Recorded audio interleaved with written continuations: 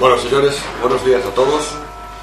Inauguramos hoy el 17º curso del Seminario Jurídico Gerardo Turiel y este año hay ciertas novedades en cuanto a la amplificación de nuestras charlas. Por un lado está la editorial Tirant-lo Blanch, cuya pantalla la tenemos aquí al frente y que además es quien nos trae hoy al ponente, Benjamín Riballa García. Y Tirant-lo Blanch se encarga, entre otras cosas, de amplificarlo por todo el territorio nacional mediante sus medios. La Facultad de Derecho de Oviedo, mediante su página web, el Centro de Estudios del Colegio de Abogados de Oviedo también lo está haciendo, la Fundación Escuela de Negocios de Asturias. Este año llegamos también a un acuerdo con la Asociación Profesional del Foro Judicial Independiente, que es Agustín Asparren, conocida también como la AAA, amigos de Agustín Asparren.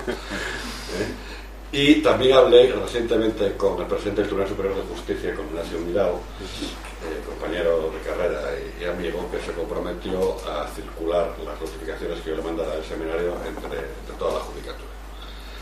Con lo cual, bueno, pues cada vez vamos ampliando nuestro espectro.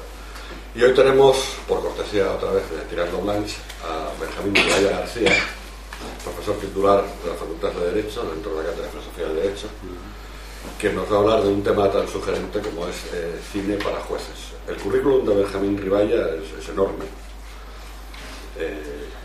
Participó en multitud de proyectos de investigación, hizo cantidad de publicaciones, en concreto relativas a este tema que vamos a tratar hoy. Veo unas cuantas: cine y pena de muerte, y propuestas desde el derecho y la moral, una introducción al derecho a través del cine, trabajo y cine, una introducción al mundo del trabajo a través del cine, los saberes del cine, en fin, cantidad de publicaciones de otros muchos temas. Participó en muchos congresos y, entre otros méritos, acumuló el mérito de haber sido abogado en ejercicio, por lo cual, bueno, pues no está nada mal y para este despacho pues también es importante tener en cuenta. Benjamín, cuando quieras. Muchas gracias, Ramón. Gracias a todos. En primer lugar, agradecer por una parte al despacho Mijares y por otra parte la editorial Tirant-lo Blanch de estar aquí, el darme oportunidad de hablar en un foro distinto a los foros en los que yo hablo habitualmente, ¿no? Para hablar además de un tema al que vengo dedicándome en cierta forma por exigencias del mercado, en tanto que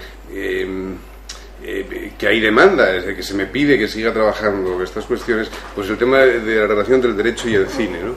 De hecho, lo que voy a hablar hoy viene exigido por un buen número de cursos en los que participé de formación judicial, donde siempre me comprometía a escribir qué es lo que dice el cine a los jueces, ¿no?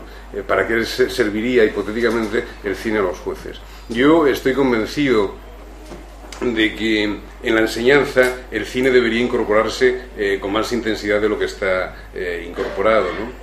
Es decir, el cine es un medio didáctico de enorme importancia hoy día y es un objeto de investigación que también hoy día es insoslayable. La disciplina cinematográfica más establecida, porque creo que podría hablarse de los saberes y el cine, que me acaba de publicar Tirant en el libro que edité, ¿no? De los saberes y el cine, porque los distintos saberes se pueden beneficiar del fenómeno cinematográfico. Pues digo que la disciplina cinematográfica más establecida es historia y cine, donde existen publicaciones que tienen un interés asombroso y en las cuales pues me vi para buscar un paralelismo entre la que luego sería derecho y cine, ¿no? Que en la Universidad de Oviedo establece como asignatura en el año 2000 y a partir de ahí comenzamos a publicar al respecto, ¿no? ¿Cuál sería la cuestión? Pues lo dice, porque claro, nosotros comenzamos con Derecho y Cine en el año 2000, pero no sabíamos que otros muchos habían comenzado mucho antes. En Estados Unidos esto proviene de los años 80 y 90 del siglo pasado, ¿no? Y en otros ámbitos. Grapón, un juez francés, dice que a veces el séptimo arte dice más que todos los manuales de derecho juntos, ¿no? Y yo sin duda estoy de acuerdo, estoy persuadido, ¿no? Por lo mismo. Y un compañero vuestro, buen amigo mío, abogado sevillano, Emilio G. no sé el segundo apellido ahora, bueno, luego os lo diré, dice que las perspectivas que ofrece el cine al estudio del derecho son distintas de las habituales, no tan ordenadas, frías y rígidas. En ese sentido, es un nuevo acercamiento al fenómeno jurídico.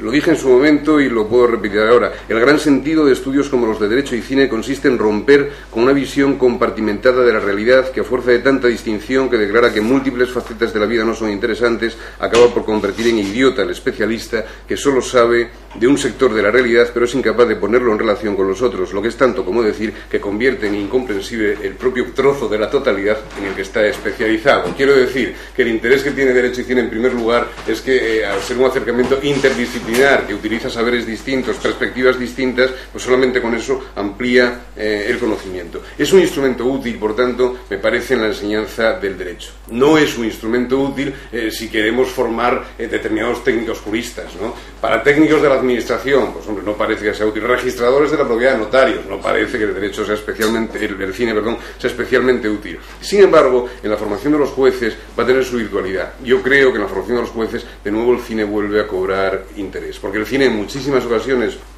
trata de conflictos sociales, de cómo resolver esos conflictos sociales, de los factores que hay que tener en cuenta para resolverlos, de cómo tomar las decisiones, de el modelo del individuo que tiene que tomar decisiones, las cualidades que tiene que poseer, los defectos de los que tiene que carecer, etcétera, etcétera, ¿no? Y en este sentido, además, uno se siente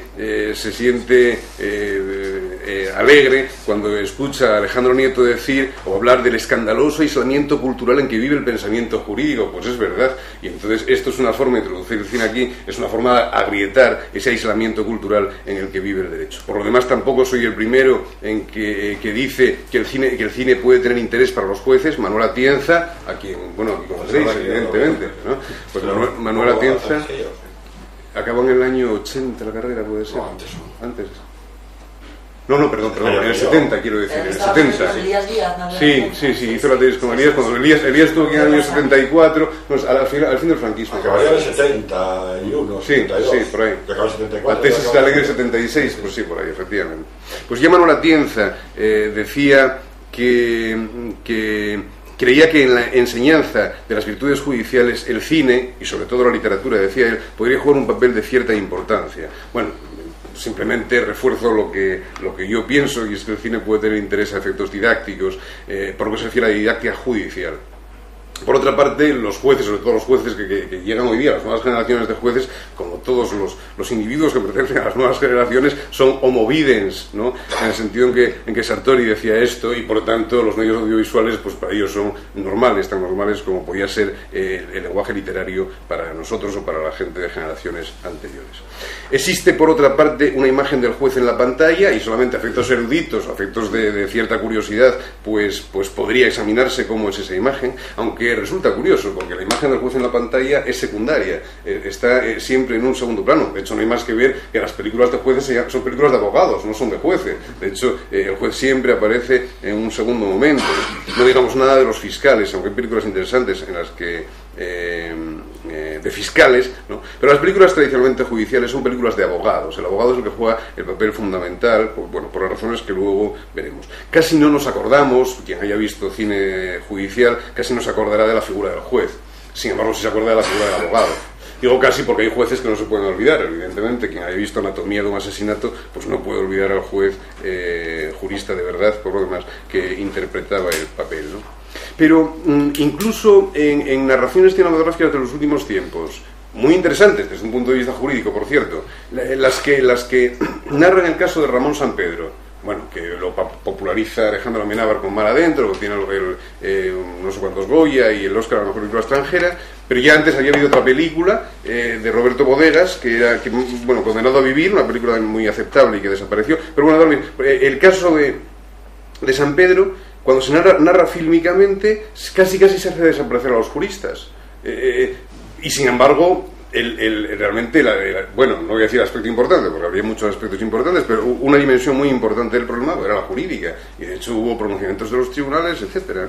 Entonces, ¿por qué esto es así? ¿Por qué el cine tiene en cuenta más al abogado que al juez? Porque el juez tiene que ser imparcial, y el cine normalmente cuando muestra un conflicto, toma partido dentro de ese conflicto, utiliza la empatía, algo muy interesante para los abogados, evidentemente. pues utiliza la empatía para hacer que el espectador se identifique con alguna de las partes en conflicto. El juez en principio no es parte del conflicto, está por encima de las partes, y entonces eso hace que el juez, digamos, quede oscurecido, que quede en un segundo lugar. Evidentemente, no se trata de que se puedan adquirir conocimientos técnicos con el cine. Para eso sencillamente se estudian los textos legales, la doctrina, la jurisprudencia, y se adquieren esos conocimientos técnicos, sino que se trata de adquirir o de poder plantearse nuevas posibilidades u otras alternativas, digamos, relativas a, por ejemplo, cómo se ejerce la profesión, pongamos por caso. Franco Hipólito decía que la escuela judicial debería estimular el espíritu crítico, la actividad creadora, el sentido de libertad y responsabilidad, así como la conciencia de ejercer una función al servicio de los ciudadanos y de la colectividad. Bueno, pues el cine, para conseguir, digamos, estos objetivos, perfectamente puede ser utilizado. ¿Por qué los jueces deben ver cine? Hay un artículo de un compañero mío, José Luis Pérez Triviño, que se refiere a la didáctica judicial y que me parece que explica bien las razones del interés del cine en la enseñanza jurídica. Por una parte, la potencialidad contextual, ¿no? El cine nos presenta los casos más o menos o de forma parecida a como realmente son en la realidad, a como realmente ocurren en la realidad, los contextualiza. Es decir, el cine es más real que la irreal práctica que se da en la Facultad de Derecho, donde nos da un folio diciendo que Ticio mató a Gallo y tal. Bueno, pero en el cine no solamente se nos muestra el contexto en el que surge el problema. Claro, cuando un juez se enfrenta a un problema determinado, lo ve en su contexto, no lo ve descarnado, no simplemente al asunto jurídico, ve más allá de ese. Pues digamos que mientras que el jurista adopta habitualmente una mirada microscópica, solamente analiza el problema jurídico, la dimensión jurídica de un problema, sin embargo el cine permitiría ampliar esa mirada y ver el contexto en el que surge el problema que sea. Y por otra parte, el cine tiene una potencialidad emocional. Esto, claro, es casi anatema decirlo en derecho, hablar de las emociones en el derecho, como si las emociones no tuvieran que ver con el derecho, pero las emociones, claro, tienen que ver con el derecho. ¿O acaso alguien piensa que un juez, cuando se enfrenta a un sujeto determinado, no goza o sufre o siente determinadas emociones? Resulta inevitable, evidentemente. También en este sentido podríamos plantearnos si no habría que cultivar la inteligencia emocional del juez. Con esto, porque claro, hay muchos más factores que intervienen en la toma de decisiones. Con esto lo que quiero decir, cuando miramos un asunto jurídico hay que verlo en su contexto. Cuando miramos un asunto jurídico, eso va a tener una potencialidad emocional, va a afectar nuestras emociones. Con esto simplemente quiero decir que el modelo tradicional de juez sencillamente no sirve. Es un modelo que no existe, ¿no? Lo describía bien Hermann Kantorowicz, uno de los principales dirigentes de la Escuela de Derecho Libre, cuando decía: la opinión dominante se imagina al jurista ideal como un funcionario de cierta categoría, con carrera, que se encuentra sentado en su celda, armado exclusivamente con una máquina de pensar de la más fina especie. En esta celda se halla solo una mesa verde, no sé por qué es verde, quiero decir, sobre la cual está delante de él un código del Estado. Se le entrega un caso cualquiera, un caso real o un caso supuesto, y de acuerdo con su deber, puede aquel funcionario, por medio de operaciones meramente lógicas y de una técnica secreta que solo él domina, llegar a soluciones predibujadas por el legislador en el código, con exactitud absoluta. Bueno, eso no existe. El jurista no es eso. El jurista no es una máquina por la que se hace pasar un supuesto de hecho, se introducen unas normas, o intentos, por cierto, de la informática jurídica, y se llega a una solución. Evidentemente eso no es el derecho. Y serían necesarios jueces conscientes de su labor valorativa, donde el elemento emocional desde luego juega algún papel. Sería necesario jueces que adoptaran una perspectiva crítica frente a las posturas, digamos, acríticas existentes en la realidad, con la que se puede encontrar en la realidad. Lo decía bien un compañero mío, Pablo Bonorino, ¿no?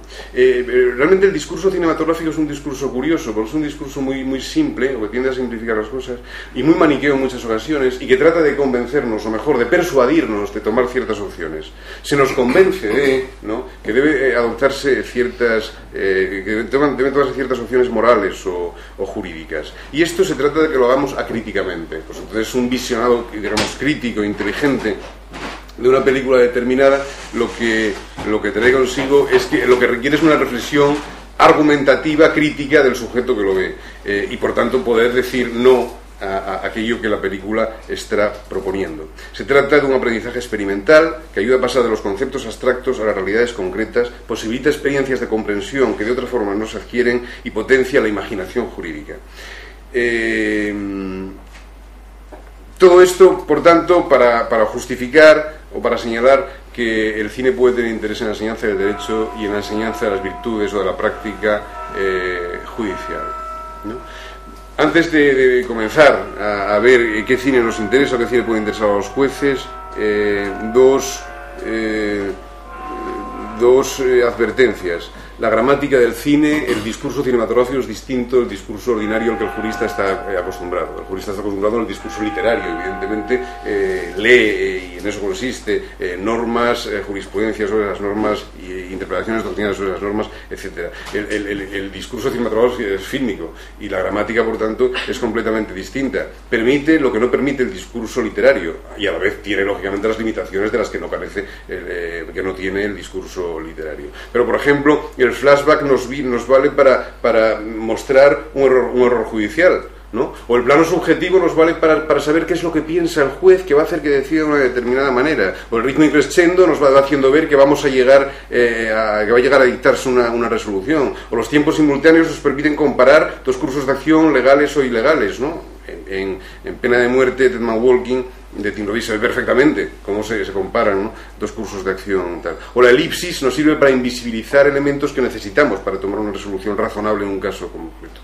Quiero decir con esto que no solamente existe el derecho en los libros, que es el derecho que se conoce en la carrera habitualmente, ni solamente existe el derecho en acción, que es el derecho que vosotros, abogados, ejercitáis y conocéis, que también existe el derecho en imágenes, y que en nuestro mundo audiovisual, pues ese elemento debe de tener un interés o algún interés. Eso por una parte. Y por otra parte, que el cine, si se introduce en la educación jurídica y judicial, tiene que estar orientado. No se trata sencillamente de ver películas, se trata de orientarlas. Y la opción, en mi caso, está clara. Se trata de conseguir un juez garantista. Un juez que tenga como objetivo fundamental la defensa de los derechos fundamentales, en fin, que es, al fin y al cabo, la última legitimación de su función. Pasemos rápidamente a dar un repaso por los tópicos cinematográficos que interesan a los jueces. El tópico fundamental es el error judicial, evidentemente. ¿Cuántos de nosotros no hemos visto, cuántas veces no hemos visto casos de error judicial en la pantalla? Es curioso que Luigi Ferrajoli, a quien sigo en lo ideológico en esta ponencia, Ferrajoli decía: las novelas policíacas están llenas de construcciones probatorias aparentemente aplastantes, que de pronto, gracias a contrapruebas y contraindicios mejor organizados, se derrumban por el predominio de hipótesis empíricamente alternativas a las acreditadas inicialmente. Es decir, al principio creímos una cosa y de repente pasamos a ver que es otra. Bueno, pues mejor que las novelas policíacas es el cine todavía para mostrarnos eso, ¿no? El argumento del falso culpable, pues es un argumento típicamente cinematográfico y es jurídicamente muy interesante. El falso culpable no se identifica del todo con el error judicial, pero el error judicial es un subtipo del falso culpable, ¿no? Y en todo caso, el falso culpable nos sirve o nos enseña, nos muestra que decidir, y en concreto saber cómo ocurrieron las cosas, es algo muy difícil. Y ese es un dato que todo juez tiene que hacerse consciente de él, ¿no? La verdad judicial es una verdad humana, es una verdad probable, siempre susceptible de revisión. El juez que quiera saber esto, por citar los últimos autores, puede leer a Tarufo, a Luigi Ferrajoli o a Marina Gascón para saber que conocer los hechos es muy difícil. Bueno, pero también puede ver ciertas películas para vivenciar, para experimentar que conocer los hechos es muy difícil, demasiado difícil. Esto tiene que ver, por otra parte, el argumento del falso culpable está vinculado con el cine judicial, y hay que decir que el cine judicial nace con el cinematógrafo. Es decir, a fines del 19 ya nos encontramos con películas judiciales. Entre otras razones porque el cine se mira en el teatro en este momento y es muy fácil construir una sala de vistas y organizar un proceso allí, ¿no? Y entonces el cine judicial es muy de los primeros, ¿no?, de los argumentos que aparecen en el cine. Y el primer argumento que aparece es el error judicial. El juez que hierra a la hora de tomar una decisión. Para que hierre quiere decir que hay una respuesta correcta.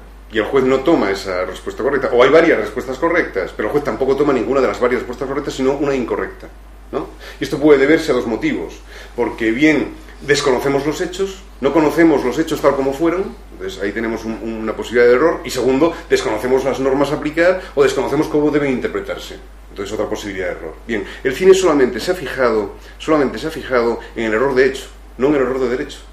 ¿Por qué? Porque es más complicado fijarse en el error de derecho, evidentemente. Bueno, a veces sí lo ha hecho, pero a veces son casos excepcionales. Normalmente el cine se ha fijado únicamente en el error de hecho, en lo difícil que es conocer los hechos. Temática esta que se entendía que no era jurídica, pero que hoy día sabemos que es evidentemente jurídica, porque lo primero que tiene que hacer el juez es conocer el caso, con todos sus aristas, con todos sus problemas, etcétera.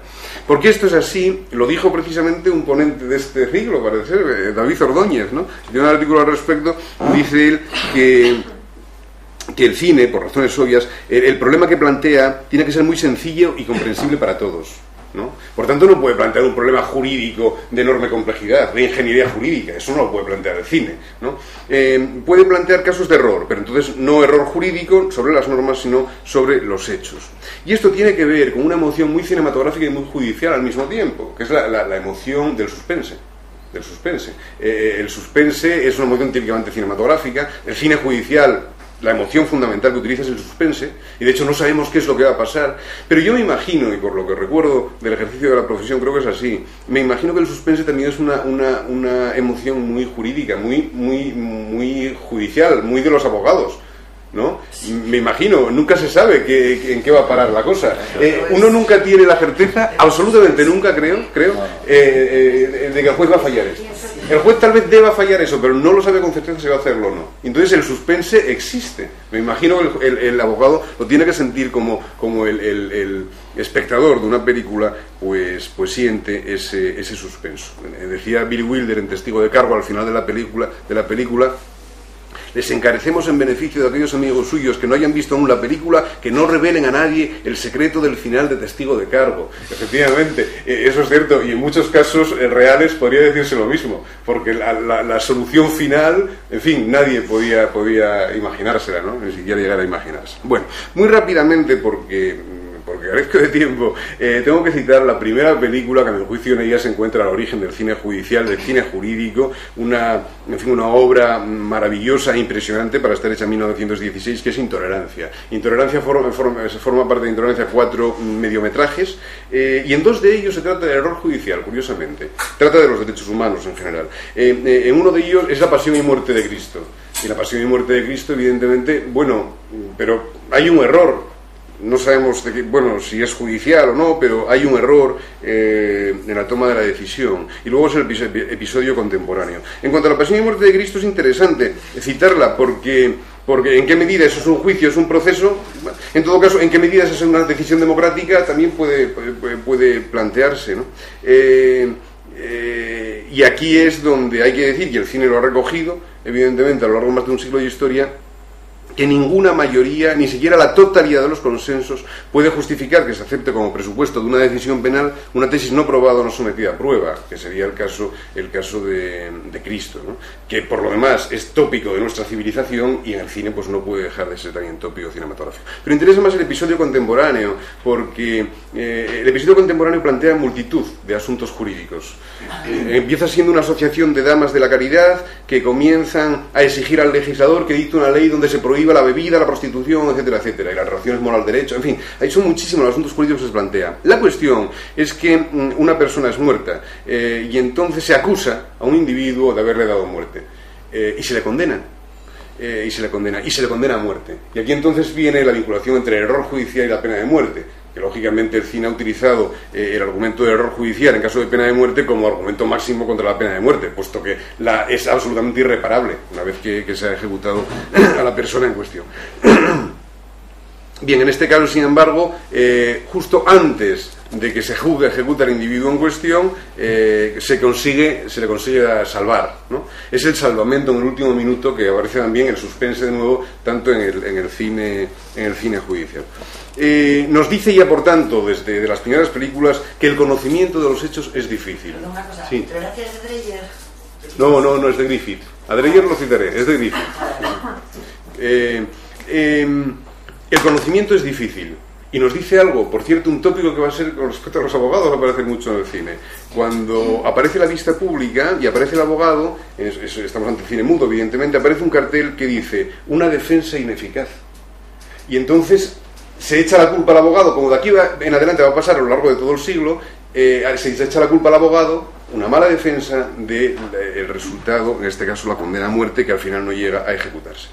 Pero si nos fijamos en el argumento del error y del falso culpable, habría que citar a casi los más grandes de la historia del cine. Resulta curioso. Fritz Lang, que es uno de los 10 mejores directores de la historia, pues dedica muchas películas a hablar precisamente del error.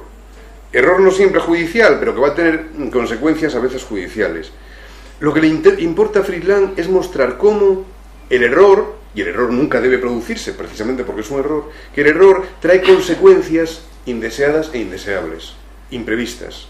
Por supuesto, siempre se puede decir, una sentencia correcta también trae consecuencias imprevisibles. Claro, todo trae consecuencias imprevisibles, pero el error, como nunca debió producirse, pues aquellas consecuencias imprevisibles tampoco debieron nunca producirse. Bueno, el tema del error en Lang aparece en muchas películas. Furia, Solo se vive una vez, o Más allá de la duda.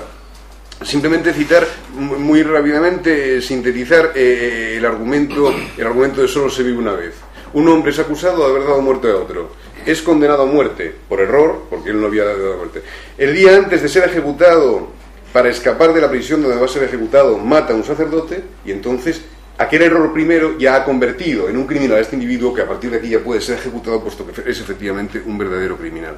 Quiero decir, Fritz Lang, bueno, son tan alambicados sus argumentos que este es el más sencillo de todos, pero la otra película, que es un argumento complejo, es Más allá de la duda. Si tradujéramos el título literalmente sería Más allá de la duda razonable. Claro, el tema de la duda razonable ha de importar mucho a los juristas. Bueno, a los juristas norteamericanos, pero el mismo concepto de duda razonable aparece en nuestro país muy vinculado a la presunción de inocencia. Pero también es verdad que puede aparecer vinculado a cualquier proceso, y no solamente al proceso penal, ¿no? ¿Qué es una duda razonable? Y el cine nos serviría para plantear qué es una duda razonable. La duda razonable se enfrenta a la certeza razonable, aunque no se suele hablar de certeza razonable. Como el falso culpable se enfrentaría, aunque no suele hablarse del falso inocente, evidentemente. Pero la duda razonable se enfrenta a la certeza razonable. Evidentemente, duda y certeza tiene que ver con cierto conocimiento que yo, un individuo concreto, afirma tener de ciertos hechos. Ese conocimiento, yo digo, con respecto a este conocimiento puedo afirmar la certidumbre o la duda, ¿no? ¿Y por qué usted piensa que esto es dudoso? Yo puedo afirmar mis razones. Si mis razones no son reconocidas por los otros, esa duda no es razonable. Si mis razones son reconocidas, admitidas, aceptadas por los otros, esa duda es razonable. Si yo tengo certeza de que esto ha ocurrido, pero las razones que yo expongo solo a mí me convencen y no convencen a nadie más, esa certeza no es razonable. Evidentemente. Como estamos hablando de los jueces, ¿cuándo la duda es razonable, cuándo la certeza es razonable? Pues depende de la comunidad de los jueces, evidentemente. Quiere decir, cuando un juez no sé, en la primera instancia afirma una duda razonable, en la segunda instancia los nuevos jueces que revisan el caso tienen que ver si esa duda efectivamente es razonable. Y en la tercera instancia, ¿no? Ellos decidirán si eso no es razonable. Es decir, no estamos ante un concepto objetivo ni subjetivo de razonabilidad, sino intersubjetivo, algo que la comunidad es la que decide si se produce o no se produce la duda razonable. Pero bueno, dejemos la duda razonable y vayamos con John Ford, otro de los grandes directores de la historia del cine, de quien yo soy auténtico devoto, porque John Ford también trata del tema del error judicial en muchísimas ocasiones. Tal vez a efectos de didáctica judicial, la película más interesante es El joven Lincoln, ¿no? Una biografía de Lincoln en la que se nos enseña a un jovencísimo Lincoln, siendo autodidacta en el estudio del derecho y comenzando a ejercer la abogacía en Springfield, ¿no? Y el caso que nos presenta la película, y por eso es muy interesante desde el punto de vista del error, el caso que nos presenta la película es el siguiente. Dos jóvenes tienen una bronca con un sheriff, y el sheriff aparece muerto. Entonces, todo el pueblo de Springfield piensa que esos jóvenes lo han matado, y de hecho tratan de lincharlos. La familia de los jóvenes, incluso la madre, que es la mayor heroína fordiana, pues incluso la madre piensa que efectivamente sus hermanos, sus hijos han matado a ese sheriff, ¿no? Incluso el juez piensa que lo ha matado, y el juez dice, bueno, antes de colgarlos vamos a darles un juicio justo. Ya diciendo qué es lo que va a ocurrir. Incluso Lincoln piensa que ellos lo han matado, aunque piensa que han actuado en legítima defensa, pero bueno, también lo piensa. Todo el mundo piensa que ellos lo han matado, pero es que es más, es que el espectador cree haber visto cómo lo mataban y por tanto piensa que ellos lo han matado, ¿no? Y al final ellos no lo han matado. ¿Qué nos dice cuál es la enseñanza del joven Lincoln de John Ford? ¿Cuál es la enseñanza? La enseñanza es, incluso cuando tenemos la certeza es la seguridad subjetiva, de que las cosas han ocurrido de cierta forma, no se puede afirmar con toda seguridad que han ocurrido de esa manera. Es decir, de nuevo, el conocimiento siempre es probabilístico. Nunca, yo hago la prueba con mis alumnos siempre, digo, buscadme un caso donde el conocimiento sea absoluto. Dadme un caso donde el conocimiento sea absoluto, de un juez que pueda decir, tengo el conocimiento absoluto que las cosas han sido así, y hasta ahora no lo he encontrado. No he encontrado ese caso.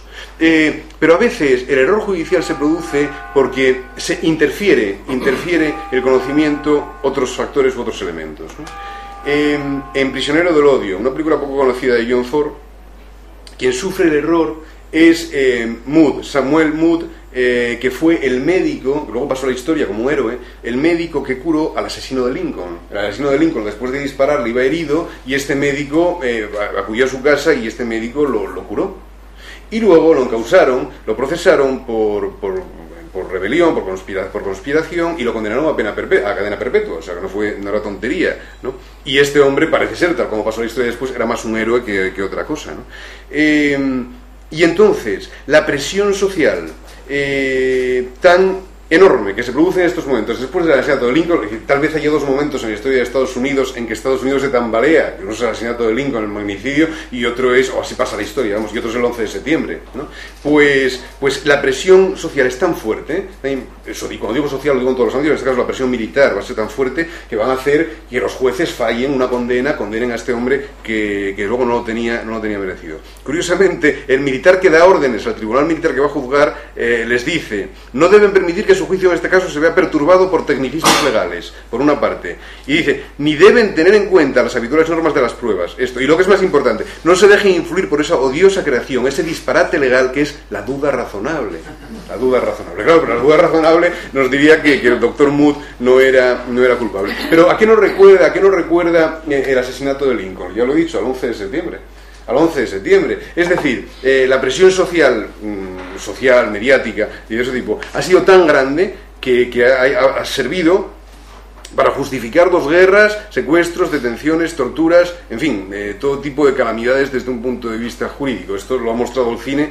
Véase, por ejemplo, Camino a Guantánamo, una película inglesa del 2006, donde se enseña el caso de tres muchachos pakistaníes que son detenidos, que ingresan, acaban en Guantánamo, sufriendo todo tipo de vejaciones.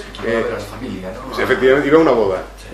Y ellos no han participado en ninguna medida en nada. Pero la presión social exige respuesta, exige contundencia, exige, en fin, pues todo lo que se en su momento. Muchas veces el error se produce porque es difícil conocer. Eso todos lo sabemos.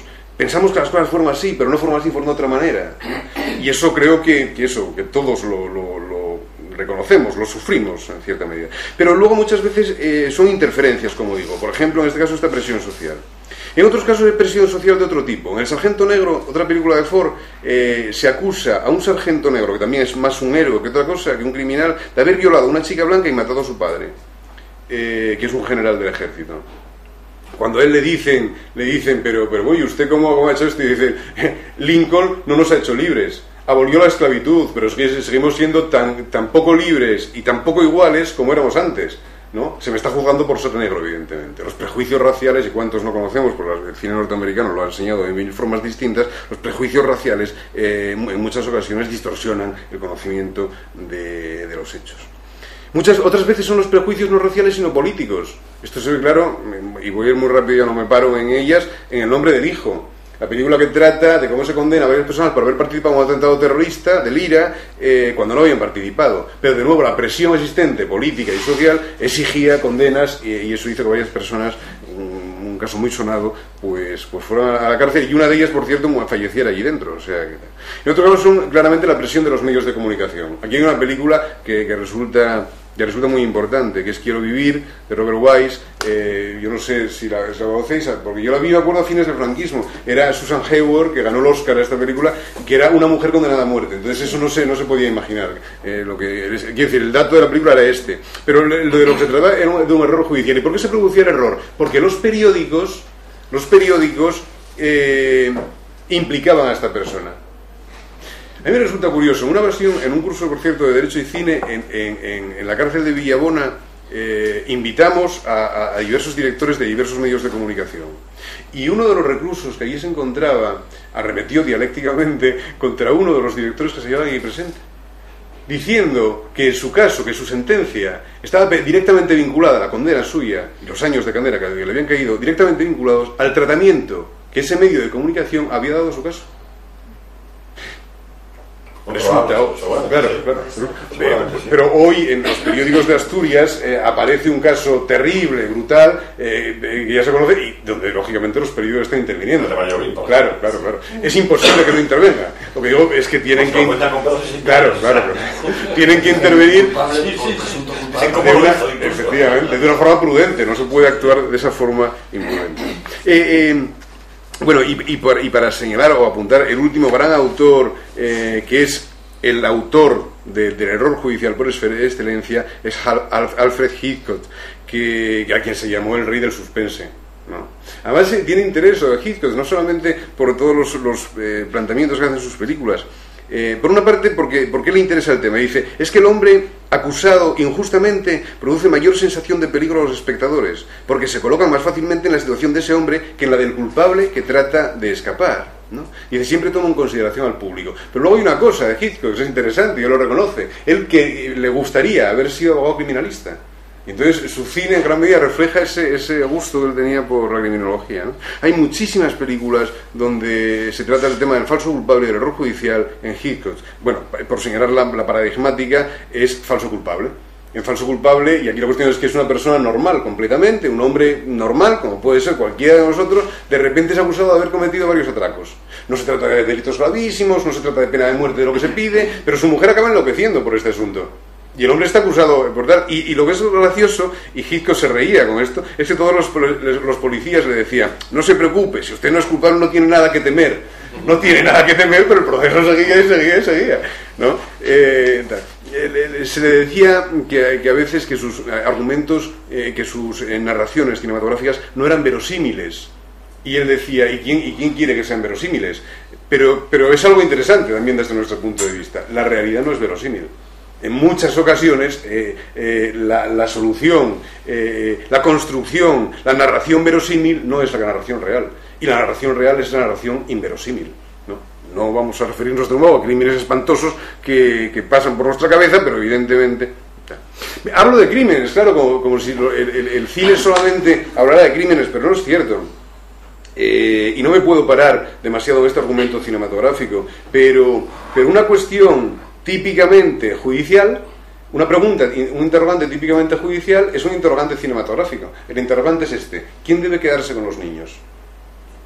Así de claro.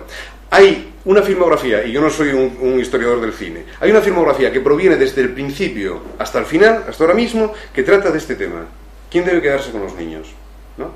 Solamente citaré, o me pararé un poco en el caso de Chaplin, porque es excepcional, ¿no? El chico de Chaplin. El chico, lo que ocurre es que una mujer se queda embarazada, su compañero la deja, ella da luz a un niño, pero ella se siente sola y desprotegida, no tiene nada para afrontar la vida, y entonces decide dejar al niño por ahí. Con tan mala fortuna o tan buena fortuna que lo deja al lado de Charlotte. O sea, Charlotte lo menos que quiere ser en esta vida es padre adoptivo y trata de quitarse el muerto de encima, pero al final acaba recapacitando, y el niño, claro, evidentemente, si no se le cuida se muere, y Charlotte se hace padre adoptivo extralegal, evidentemente. Se hace padre adoptivo y se lo lleva a vivir con él, en una habitación cochambrosa en la que vivía ese vagabundo que es Charlotte, etcétera. Bueno, y luego continúa la narración, la madre vuelve a buscarlo, etcétera. Pero la cuestión sería esta. Imaginémonos que somos el juez o la autoridad administrativa que da un niño en adopción. ¿Daríamos a un niño en adopción a Charlotte? Porque Charlotte es un vagabundo. Claro, pero visto desde aquí también, Charlotte es Charlotte. ¿Cómo no dar un niño en adopción a Charlotte? Pero de nuevo, Charlotte es un vagabundo que vive en condiciones cochambrosas, ¿no? No tiene ingresos. De acuerdo, la cuestión de los ingresos es importante, hay que tenerla en cuenta. Pero no puede ser definitiva. Preguntémonos, ¿y si Charlotte tuviera ingresos? ¿Le daríamos el niño a Charlotte en adopción? La cuestión del buen padre de familia, que ya evidentemente está desfasada por toda la realidad, por todas las filosofías de género, evidentemente ya queda mal la sola mención del buen padre de familia, pero bueno, la idea la comprendemos, ¿no? ¿A quién le damos el niño en adopción? ¿No? ¿A un vagabundo? Parece que no. Pero ¿qué requisitos se exigirían para tal? Y de nuevo, si vamos añadiendo requisitos a Charlotte, pues podríamos plantearnos la misma pregunta: ¿quién se queda con los niños o quién debe quedarse con los niños? Se plantea saltando ya muchos años, más de 50, en Kramer contra Kramer, que muchos la habréis visto. ¿Es mejor la madre o el padre? Solamente por una cuestión de sexo y de género. Un niño pequeño, ¿es mejor que se quede con la madre o con el padre? A esto hay que dar resolución, evidentemente. En Yo soy Sam, de 2001, en este caso se trata de un padre que se ocupa de su hija. La hija tiene 7 años y el padre tiene una edad mental de 7 años. Es retrasado. La opción de la película es clara. Ese padre tiene todo el derecho del mundo a cuidar a su hija, y esa hija tiene todo el derecho del mundo a que su padre la cuide. Pero jurídicamente es la solución más razonable. No lo sé, simplemente lo digo. Quiero decir, Ken Loach, Lady Bird, o una mujer que tiene 4 hijos de distintos padres los 4, se está emborrachando y pasándolo bien, dejó a los niños en casa, hay un incendio, un niño se quema gravemente. ¿Qué hacer? Evelyn, bueno, que ocurriría algo lo mismo. Quiero decir, no son asuntos penales únicamente los que nos muestra el cine, sino que son asuntos, en este caso, civiles, familiares, los que se plantean.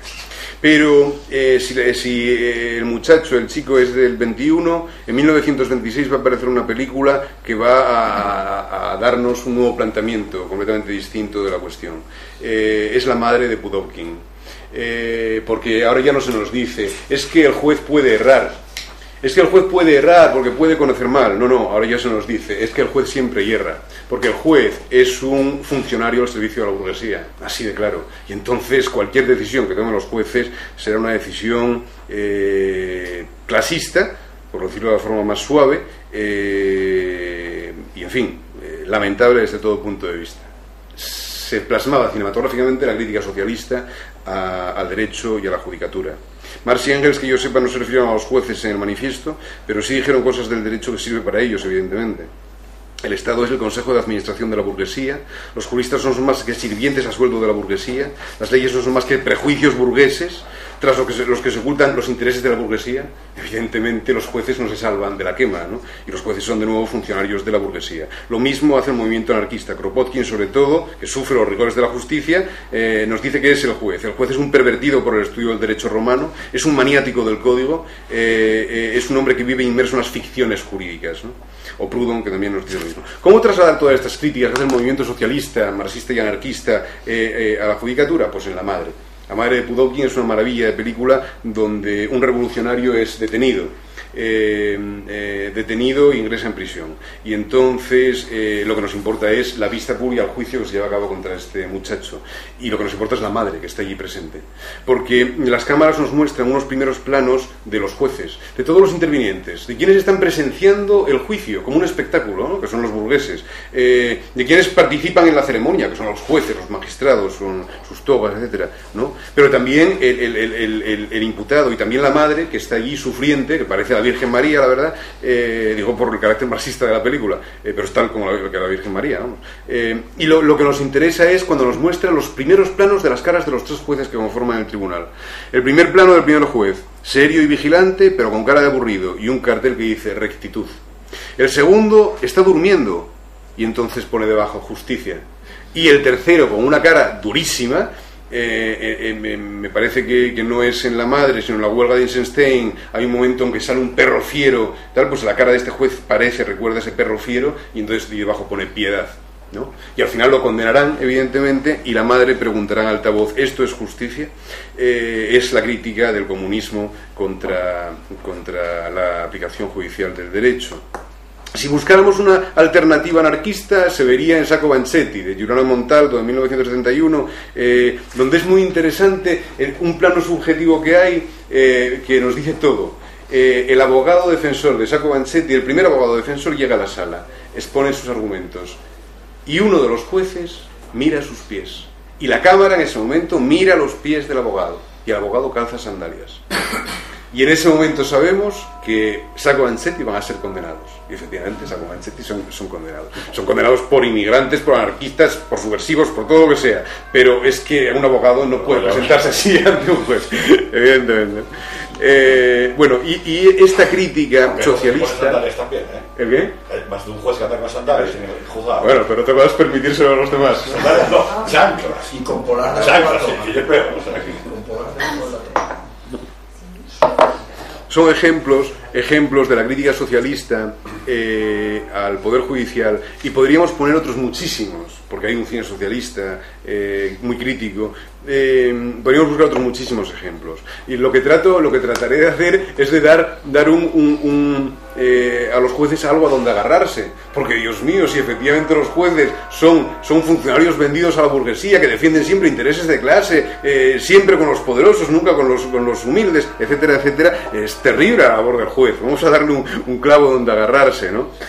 Bueno, podríamos señalar varias películas, me apuntaré simplemente Veredicto Final. Veredicto Final es una película maravillosa para los abogados, se trata de un abogado alcoholizado, interpretado de una forma maravillosa por Paul Newman, que estás en los cielos, habría que decirle ahora, pues... y es un abogado, en fin, maravilloso. Y entre todos los vapores del alcohol que consume, en un momento de la película dice: los débiles deben tener a alguien que luche por ellos. Por eso existen los tribunales, para ayudar a los débiles, dándoles la oportunidad de obtener justicia. Pero entonces ya no son los jueces necesariamente los instrumentos al sueldo de la burguesía, sino que son capaces de hacer justicia. Pero sencillamente esto es lo mismo que dice Luigi Ferrajoli cuando define el derecho como la ley del más débil. No la ley del más fuerte, propia del estado de naturaleza, sino la ley del más fuerte cuando se sale del estado de naturaleza. Por eso los jueces, si quieren legitimarse, la única forma que tienen de hacerlo es defendiendo, protegiendo los derechos fundamentales. Estamos todavía casi al comienzo del siglo, porque llegamos a Dreyer con su Juana de Arco, la pasión de Juana de Arco, simplemente, y ya iré rápido, nos muestra un proceso en un tribunal eclesiástico llevado a cabo contra Juana de Arco, formado por religiosos, juristas y teólogos, y lógicamente, el ser una obra muda, y sin embargo es impresionante. Quiero decir que la fuerza visual que tiene esta película impresiona. Son primeros planos constantes, y entonces nos damos una Juana de Arco sufriente que recibe, digamos, todos los primeros planos de los magistrados que tratan de... Y entonces no se dice nada, pero la transmisión de expresiones que hay es impresionante, ¿eh? De superioridad, de condescendencia, de impaciencia, de dureza, de burla, de indignación, de más burla, de enfado, de rabia, de ira, de cansancio, de fastidio, de odio de los jueces sobre esa Juana de Arco que no acaba de confesar, y ella de tristeza, de cansancio infinito, de sufrimiento, de éxtasis en el último momento en que es quemada viva. Simplemente lo apunto, el caso de Juana de Arco, de Dreyer, pero también podría señalar todas las películas que han tratado del tema de la Inquisición para señalar cómo el juez no puede ser un fanático. Porque si existe la diferencia entre extremistas y moderados, los jueces tienen que ser moderados. El fanático, el vehemente, el impetuoso, el pasional, no puede ser un buen juez. Al juez se le ha de exigir otros, porque uno incluso puede ser capaz de construir un relato para condenar a una persona. No digamos Sed de Mal de Orson Welles, maravillosa, en el caso gira en torno a lo que son las pruebas falsas, sino en el caso español el crimen de Cuenca. ¿No? Nada peor que un juez fanático convencido de que él conoce la verdad para exigir a la Guardia Civil, en este caso, que someta a torturas. Las sesiones de torturas son impresionantes, la verdad, siguen siendo a estas alturas, para conseguir una declaración, evidentemente, ¿no? ¿Cómo no se debe juzgar? ¿Cómo no se debe juzgar? Sería la cuestión. En 1931, Fritz Lang, a quien ya cité, rueda El vampiro de Düsseldorf, donde el vampiro de Düsseldorf es curioso. Se trata del caso de un depredador sexual que la policía lo persigue. Pero claro, la policía, digamos, en Düsseldorf ya empiezan a estar cansados del individuo en cuestión y entonces presionan cada vez más. Al presionar cada vez más, los bajos fondos de la ciudad se ven, en fin, no les gusta que haya redadas a todas horas, ¿no? Porque los pobres ladrones normales y asesinos normales no tienen por qué sufrir, digamos, la presión policial que tal. Entonces los delincuentes deciden constituirse en una organización y detener al individuo, y lo detienen y lo juzgan. Claro, el juicio es una burla del juicio, ¿no? Y dice que le condenan a muerte, y el individuo, interpretado por un Peter Lorre magnífico, pide por favor que llamen a la policía y que lo lleven a un juez de verdad, porque eso no es serio, ¿no? Ahora bien, las películas que tratan sobre todo de cómo no se debe juzgar son las películas de linchamientos. El linchamiento es la quinta esencia de lo que no debe ser un juicio, ¿no? Dos películas maravillosas, una ya citada, El joven Lincoln, y otra que requiere ser vista, se lo recomiendo siempre a mis estudiantes de Derecho, que es Matar a un ruiseñor. Pues nos narran dos casos de linchamiento que no llega a producirse, que es cómo se evita el linchamiento, qué argumentos se utilizan contra el linchamiento. Muy interesantes los de Lincoln, no me paro en ellos. En cambio, linchamientos efectivos que consiguen al final hacer justicia, entre comillas, son dos películas brutales. Una de ellas sencillamente impresionante, en fin, creo que cualquiera debe verla, un jurista con más motivo, es Incidente en Oxbow, no sé si la conocéis, de William A. Wellman, una mezcla de western y cine negro. ¿El qué? ¿De qué año es? 43. Es absolutamente maravillosa y la publicó en la colección de FNAC.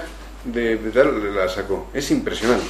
Es cine negro y western unidos, y cómo se lleva a cabo la ejecución de un individuo o de varios individuos cuando después, acto seguido, se sabe que son inocentes. El juez que aparece, por cierto, en esta película es un individuo que no se puede decir nada bueno en absoluto, ¿no? Presuntuoso, timorato y sin ningún tipo de autoridad. Las palabras de uno de los que van a ser linchados antes de su muerte, en la carta que escribe a su hija, en fin, dicen más que cualquier tratado de los derechos humanos que se puedan haber escrito, ¿no? Nos llevaría esto a la cuestión de los jueces en el western, ¿no? En el cine de vaqueros, porque el western es precisamente el estado de naturaleza. ¿Cómo se pasa del oeste al este, del estado de naturaleza a la sociedad civil, de un mundo sin jueces y sin leyes a un mundo con jueces y con leyes? Precisamente ese tránsito, y entonces sería interesante sobre todo citar al juez de la horca, ¿no? Que sería. Pero otra película a la que quiero hacer referencia, porque las películas sobre linchamientos normalmente hacen una apología del derecho, hacen una apología de la ley. Pero aquellos que no creen en la ley, ¿no? Como veíamos antes que era la crítica socialista, sin embargo, quienes nos muestran lo que es un linchamiento nos hacen creer en el derecho. Y eso pasa en La jauría humana, de Arthur Penn, del año 66. En este caso se trata de un individuo al que persiguen para lincharlo. Es un sábado por la noche en un pueblo del sur de los Estados Unidos y todo se mezcla, las relaciones personales con la borrachera que traen encima, con no sé qué, y quieren lincharlo. Y el sheriff, que está interpretado por un magnífico Marlon Brando, repite a todas horas: te pondré a salvo en la cárcel. Y lo dice sin ironía, lo dice de verdad: te pondré a salvo en la cárcel. De nuevo una justificación del derecho penal que coincide perfectamente con la de Luigi Ferrajoli. Es decir, el derecho penal no solamente previene el delito, previene también la violencia informal que puede surgir después de la comisión del delito, ¿no? Llevada a cabo bien por la víctima, por familiares, amigos, etcétera, u otras organizaciones que pudieran llevarla a cabo. Pero precisamente el derecho no solamente reprime el primer delito, sino el posible delito segundo. No cabe más que reafirmar nuestra fe en el derecho y en los jueces garantistas, claro. Y en 1933 va a aparecer una película de risa donde nada menos que Groucho Marx adopta el papel de juez. Groucho Marx se vistió de abogado y fue abogado en varias películas, algunas por cierto con un mensaje jurídico de enorme calado, pero en este caso Groucho Marx es un juez que le dice a Chico, que es el primero al que van a juzgar, le dice: Chicolini, te ha puesto 8 contra 1 que te consideramos culpable. Así según entra, claro que sí. ¿Qué tal, no? Cuando Chicolini admite que robó ciertos documentos, dice: ahora te han puesto 20 contra 1. Entonces, claro, como ya lo ve que el pobre no tiene a dónde agarrarse, el juez decide convertirse en el abogado defensor y se convierte de repente en el abogado defensor. O sea, algo absolutamente inaudito, ¿no? Y para acabar haciendo un discurso absolutamente hilarante, ¿no? Caballeros, como pueden ver, habla igual que un tonto, parece un tonto, pero no se dejen engañar, es realmente un tonto. Y en fin, acaba todo porque estalla la guerra y tienen que marcharse. Pero evidentemente con el derecho y con los jueces y con las salas de vista, etcétera, podemos hacer risas, ¿no? Decía Aldarondo, en el número de la revista Nosferatu que dedicó a Derecho y Cine, decía: todas las comedias subvierten alguna ley, la ley de la cordura, etcétera, etcétera, ¿no? Si hay algo serio, respetable, ceremonioso y grave, es un tribunal, sobre todo si el juez lleva peluca y toga, toda una provocación. Qué mejor lugar, por tanto, para abrir un subgénero en la comedia y violar el sacrosanto lugar de tantas penas con un poco de humor. Y sin embargo, no hay demasiadas películas en las que se rían del juez. Me parece que son pocas, o que haya jueces que asuman un papel cómico, ¿no? Creo que son pocas. Y sin embargo hay una donde el juez no asume un papel cómico, pero es una comedia muy interesante desde el punto de vista judicial. Es La costilla de Adán, ¿no? En La costilla de Adán se trata de la lucha de sexos. Una chica dispara a su marido y entonces se abre un proceso, y Catherine Hepburn y Spencer Tracy, que son los dos el matrimonio, pues uno la defiende y otro la ataca, ¿no? Esa sería la cuestión. Y ella, Catherine Hepburn, defiende en ese momento el feminismo, que en ese momento comienza a surgir. Estamos en el año 49, el feminismo de la igualdad, ¿no? No sería el feminismo de hoy día. Y ella lo pregunta así: ¿por qué dejar que este deplorable sistema se filtre en los tribunales, donde se supone que la mujer es igual que el hombre? ¿Por qué dejar que los tribunales sean machistas? Es muy interesante, porque la crítica feminista, que después sería del derecho y de los tribunales, viene a decir lo mismo. Y si nos damos cuenta de una cosa, todo lo que vengo citando hasta ahora, son todo varones los jueces. La mujer aún no ha aparecido. Citaba antes La pasión de Juana de Arco. La pasión de Juana de Arco es una película que se puede interpretar en términos de género, porque son 20 y tantos rostros masculinos sobre la mujer, y la mujer doliente recibiendo a aquellos varones, machos, etcétera. Es decir, también el mundo judicial, la práctica judicial está transida, ¿no?, de una ideología machista, patriarcal, varonil. La revolución de la mujer también llegará a los tribunales, llega al mundo jurídico, vamos, sin ninguna duda. Hoy día las estudiantes de Derecho superan, no solamente en cantidad, sino en calidad, a los estudiantes de Derecho, de una forma, pero impresionante. Y en cuanto a las oposiciones se refiere, pues entre ellas las de jueces, el porcentaje de mujeres es superior al porcentaje de hombres que la adquieren. Y así llegamos a 1950, con una película que va a ser fundamental para ya no solamente el derecho, sino para todas las ciencias sociales. Nunca ocurrió quizás en la historia. Es Rashomon, de Akira Kurosawa, con la cual gana en Venecia aquel año el León de Oro, y con la cual se presenta el cine japonés en Europa, que no se conocía. Rashomon nos cuenta, y digo que tiene una importancia asombrosa porque existe el rótulo, el efecto Rashomon, en las ciencias sociales. Quiero decir, se utiliza la expresión del efecto Rashomon. Una película da nombre a un problema científico-social. Bueno, y el efecto Rashomon que plantea, pues se trata de lo siguiente.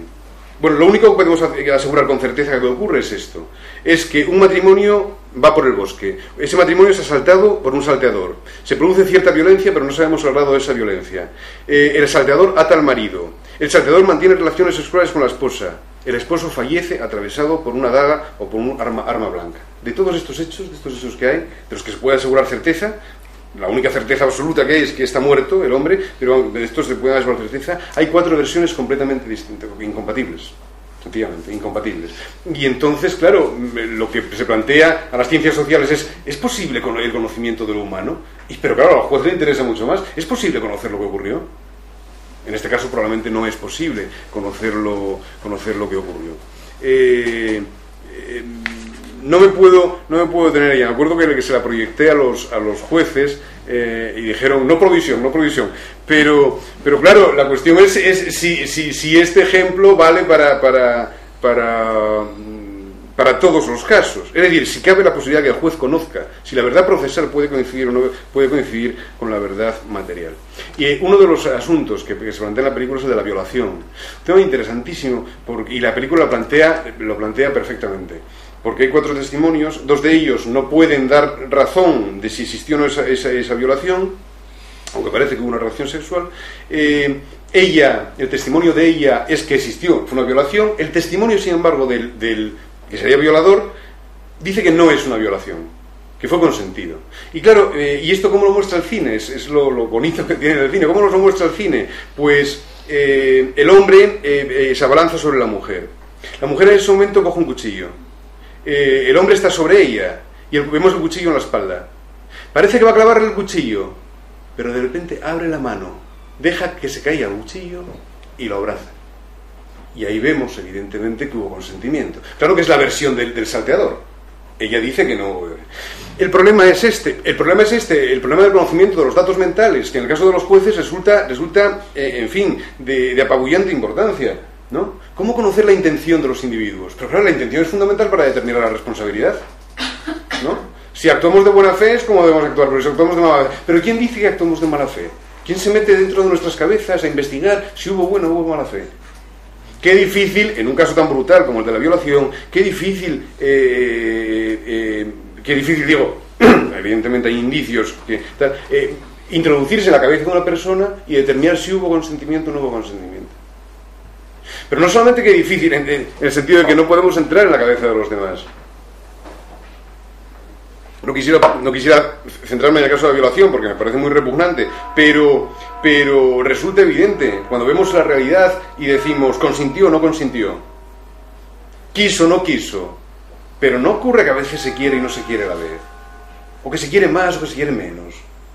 Entre el quiso y no quiso hay muchísimas posibilidades, y todo eso lógicamente para determinar responsabilidad resulta muy problemático. Por cierto, la cuestión de la violación en el cine, acaba de aparecer un libro de un compañero mío y resulta muy interesante. Por este tema, cómo analizar los datos mentales, por una parte, pero por otra parte, ver cómo la ideología machista, una ideología repugnantemente machista, interviene en muchas ocasiones en las sentencias que se dictan en este tipo de delitos. La película Acusados, acabo de verla hace poco todavía, pues resulta sencillamente repugnante. Claro, es una ideología machista que ampara todo un crimen.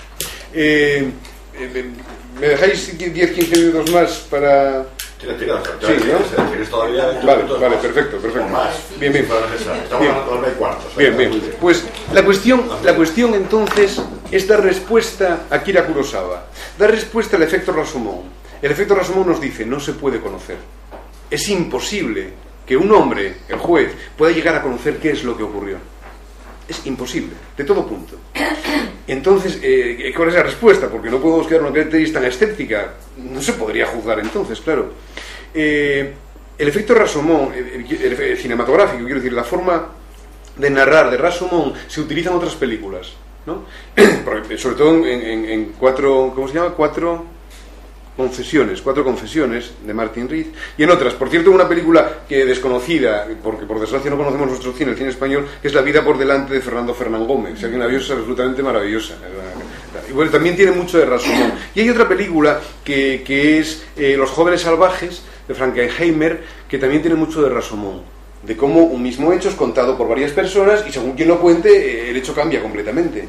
Pero esta película nos interesa por una cosa. El fiscal protagonista, Burt Lancaster, dice en un momento dado, estamos ante un caso difícil, y entonces introduce el concepto de caso difícil. Bueno, es interesante. Precisamente en Testigo de Cargo, que es un caso muy difícil, el fiscal dice, bueno, este es un caso fácil. Que no lo es realmente, pero bueno, pero introduce el concepto de caso fácil. Caso fácil, caso difícil. Bueno, pues Rashomon se puede predicar en todo caso de los casos difíciles, pero hay casos fáciles, rutinarios, donde aplicando la lógica deductiva se resuelven los asuntos jurídicos. Tiene que haberlos, porque de lo contrario sería todo demasiado complicado, ¿no? Y llegamos así, 1957, a la gran película que ningún jurista debería dejar de ver. Yo le digo a mis alumnos, que lo primero que tienen que hacer es entrar en la Facultad de Derecho es ver esta película. Lo tengo además muy claro. No doy clase en primero, pero doy clase en la UNED y a los que empiezan se lo digo siempre. Empieza por ver esta película. Pues estoy convencido que así les incentivo el interés y que empiezan a ver el derecho, no solamente el derecho en los libros, también el derecho de imágenes, pero el derecho de imágenes revive al derecho en funcionamiento, al derecho de verdad, si se quiere, ¿no? A hacer algo parecido. Bueno, pues 12 hombres sin piedad para mí es la gran película de... jurídica de todos los tiempos, la gran película judicial y la mejor película de su director, de Sidney Lumet, que como digo la hizo en el año 57. ¿Por qué? Porque nos muestra la dinámica del derecho, nos muestra cómo funciona el derecho realmente, cómo es la argumentación jurídica, cómo el juicio es un proceso dialéctico, y luego ya si se quiere ver nos muestra la práctica del jurado y todo eso. Pero eso no importa menos, lo que me importa más es cómo se construyen los argumentos que se utilizan. ¿Por qué? Porque la cuestión es esta, el juicio y lo que hace un abogado al fin y al cabo. Es decir, yo si hoy volviera a ejercer tal vez lo haría de otra forma, porque al fin y al cabo, ¿qué hace lo que hace un abogado? Elaborar argumentos para defender a una parte y tratar de desvirtuar los argumentos que la parte contraria ofrece. Es decir, la práctica jurídica es básicamente una práctica argumentativa. Eso que nos enseña en la facultad. Quiero decir, no digo que se leen libros, estudian, no sé, está muy bien. Pero hay que enseñar a la gente a razonar, a argumentar. De hecho, de eso se trata, ¿no? Bueno, no me paro demasiado en la película. La película es del año 57, digo. Pero precisamente alrededor de estos años es cuando surge una transformación en el pensamiento jurídico. Una transformación completa. Si antes había en el mundo jurídico racionalistas que pensaban, tengo un problema jurídico, pues como si fuera un problema matemático, 2 más 2 son 4, yo resuelvo el problema jurídico, ¿no? Eso ya casi nadie lo piensa. Y racionalistas que dicen, no, que va, aquí el juez hace lo que le da la gana, me cachis a mal, aquí, ante este problema, ¿qué argumentación ni que nada? El juez hace lo que quiere y luego justifica como le viene en gana, ¿no?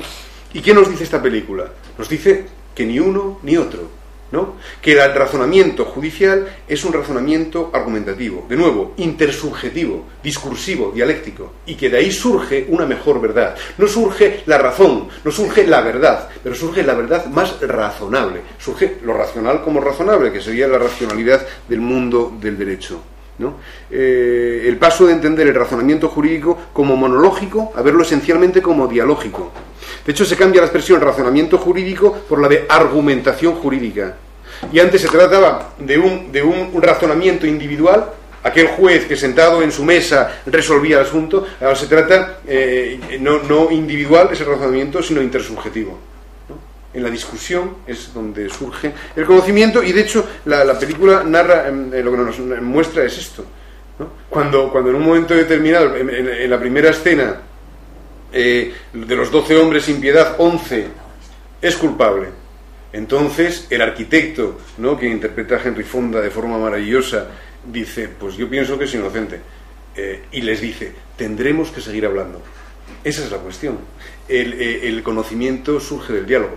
Y si se trata de un juez unipersonal, ocurre lo mismo. Es como si debería tener 12 hombres sin piedad metidos en su cabeza, discutiendo, para al final llegar a una conclusión. Esa es la forma, me parece, del pensamiento jurídico en que se debe ejercitar el pensamiento jurídico. No me paro en la película.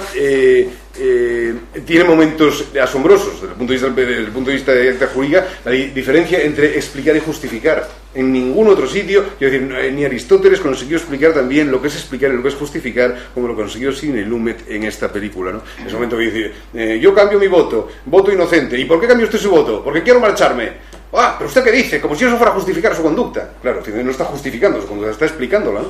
Bueno, pues lo expresa de forma maravillosa, que creo ningún libro, como decía Grapón antes, puede explicarlo de la misma manera. Y si me refiero a otra película de Lumet, y con ello acabo esta referencia a 12 hombres sin piedad, es Veredicto Final, la película que antes me refería en que Paul Newman encarnaba a un abogado que todo le va mal, que se acaba de divorciar, que lo han echado del despacho, que no tiene asuntos, tal y cual, y que tiene esa visión optimista del derecho. El derecho es la ley del más débil, ¿no? Pues entre las dos películas podemos llegar a una conclusión, ¿no? Que el proceso parece más que nada un juego en que hay dos equipos y hay un árbitro. Básicamente es eso. El árbitro va a decidir quién es el vencedor, y la lucha que se da entre los dos equipos es dialéctica. Se trata de elaborar argumentos mejor que los argumentos del contrario para convencer a ese tercero. Bueno, claro que esta es una visión bastante idealista, por lo que luego veremos, de lo que es el derecho, porque también hay juego sucio.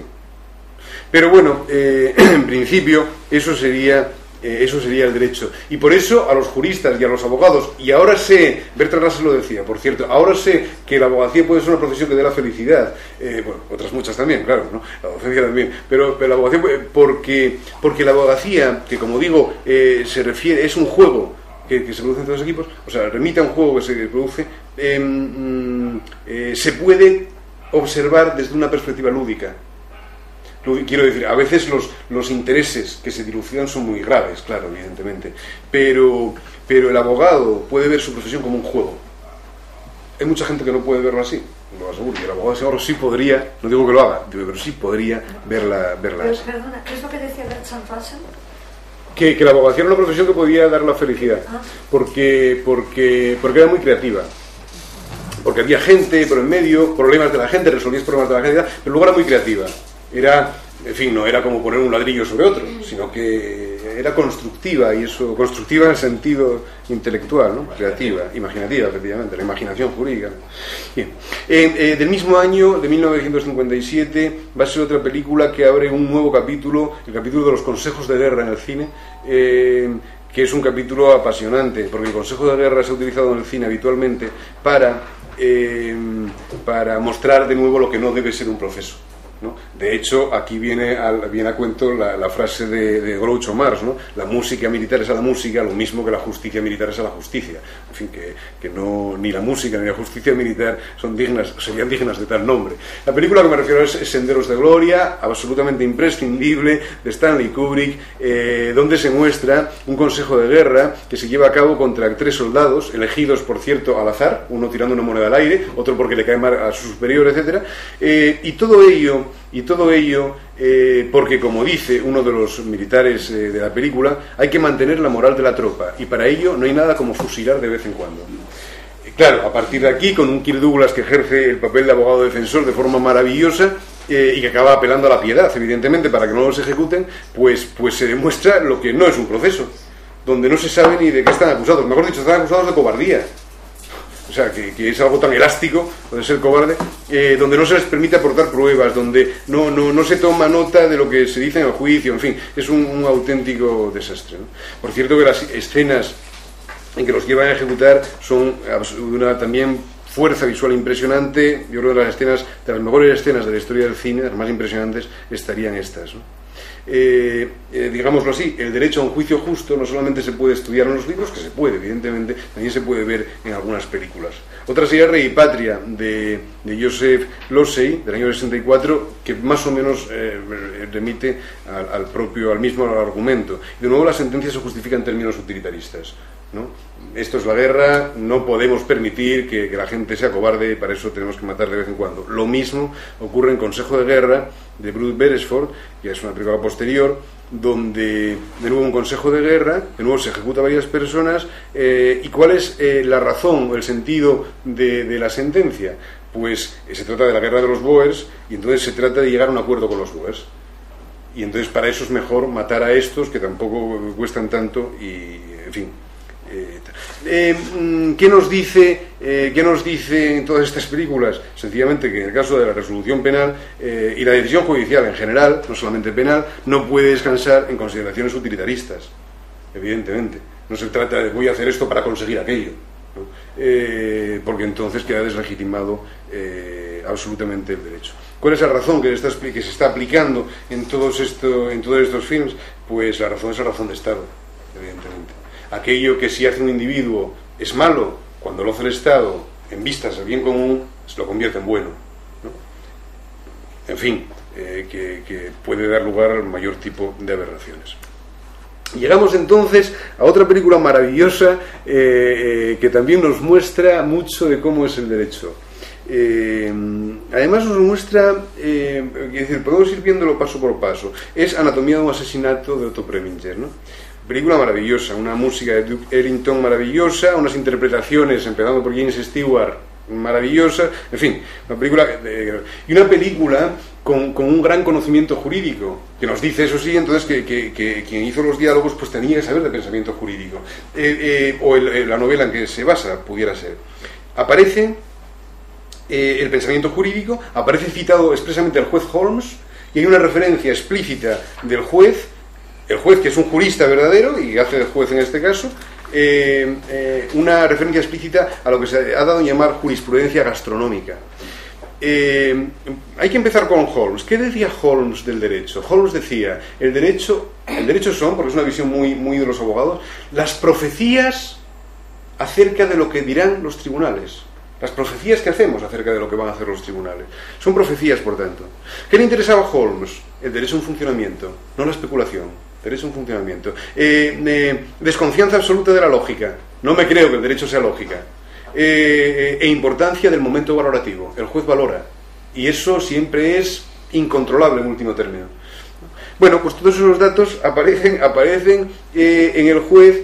Como digo, hasta pues es inevitable no recordarlo, cuando dice, hablando de los jueces, ¿no? Dice, la única diferencia entre los jueces puede estar en cómo hagan la digestión. o en su facilidad para quedarse dormidos. Él tenía bastante. En cuanto a mí, digiero una barra de hierro, y aunque pueda parecer que duermo a ratos, descubrirán que despierto con facilidad, sobre todo si un buen abogado hace una argumentación que a mí me parezca brillante. Quiero decir, ¿qué es lo que nos dice? Sí, el razonamiento y las normas son importantes a la hora de tomar decisiones, pero también la digestión y el sueño. Es el realismo jurídico. De hecho, la jurisprudencia gastronómica es lo que nos dice. Si tengo una mala digestión, seguro que voy a fallar muy mal. Y si tengo una buena digestión, pues seguro que la sentencia será favorable. Bueno, ¿qué es lo que plantea la película? ¿Por qué digo que nos da una visión muy realista del derecho? La cuestión en este caso es que un hombre mata a otro. Pero este hombre lo mató, parece ser, porque previamente el muerto había violado a su esposa. Esa es la cuestión. Entonces, el abogado le dice: cuente usted con ventaja. Usted va a tener la simpatía del jurado. ¿Por qué? Hombre, porque si usted mató al violador de su esposa, eso generará simpatías en el jurado, ¿no? Y le dice el abogado: lo que necesitamos ahora es una percha legal en la que colgar esa simpatía. O sea, nos viene a decir, la decisión ya está tomada, el jurado quiere fallar a su favor. Simplemente tenemos que darle argumentos para que falle a su favor, ¿no? Hay que remarcar que violó a su mujer, que tal y cual, no sé qué, y todo eso. O sea, y esto es lo que dice el realismo jurídico, los jueces primero deciden y después argumentan. Esperemos que no siempre sea así. Me parece que es lo común. Es lo común, pues Dios mío. Siempre se dice, ¿no?